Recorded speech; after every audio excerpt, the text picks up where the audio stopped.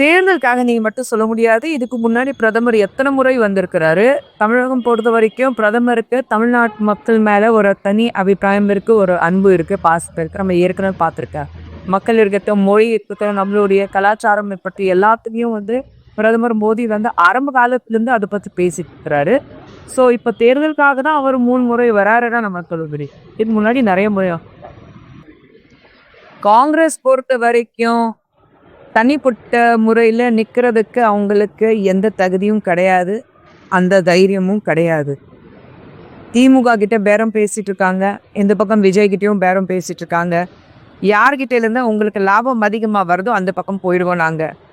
யார் அதிகமாக சீட் கொடுக்குறாங்களோ, ஆட்சியில் பங்கு கொடுக்க போகிறாங்களோ. ஏன்னா இது வரைக்கும் சென்ட்ரலில் உங்களால் நிச்சயமாக இதுக்கப்புறம் என்றைக்குமே உங்களால் சென்ட்ரலில் ஆட்சி பிடிக்க முடியாது. சரி, அந்த ஆட்சி பிடிக்க முடியாதுங்கிறதுக்காக உங்களுக்கு எந்த ஸ்டேட்டஸும் வராது. இருக்கிறது 4 மாநிலத்தில் மட்டும்தான் அவங்க இருக்கிறாங்க. தமிழகத்தில் இத்தனை வருடங்களாக திமுக மேலே ஒரு துப்பாக்கி வச்சுட்டு சுடுறதுக்கு பழக்கமாகி போச்சு. இப்போ ஒரு ரோஷம் எங்களுக்கு ஆட்சியில் பங்கு வேணும்னு கேட்டுக்கிட்டாரு. மாண்புமிகு முதலமைச்சர் அவர்கள் தர மாட்டோம், முடியாது கூட சொல்லலை, மாட்டோம் நான் சொல்லியிருக்கிறாரு. அப்போ அவங்களுக்கு ரோஷம் வரல, ரோஷமும் வராது. சூடு சொரணை ரோஷம் இது எல்லாமே காங்கிரஸ்காரங்களுக்கு கிடையாது.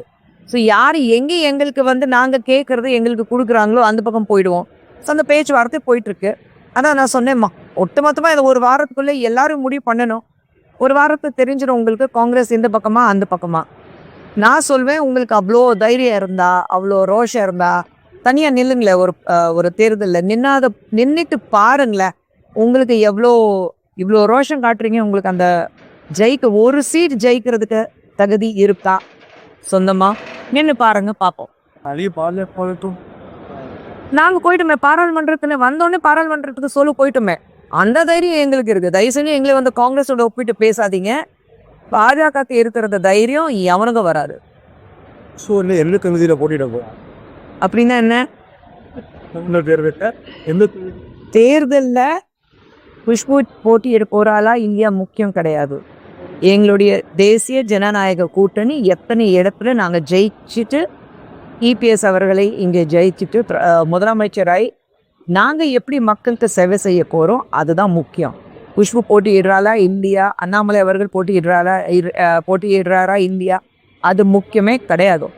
கட்சி ஜெயிக்கணும், எங்களுடைய கூட்டணி ஜெயிக்கணும், அதுதான் விருப்பமான கொஞ்சம். நான் தான் சொன்னேன், விருப்பமான தொகுதி கேட்டாலும் எந்தெந்த தொகுதி இப்போ தான் சொன்ன முடிவாகலை. ஸோ கட்சியிலேருந்து அவங்க என்ன சொல்கிறாங்களோ அதுதான் நாங்கள் செய்வோம். தேங்க்யூ.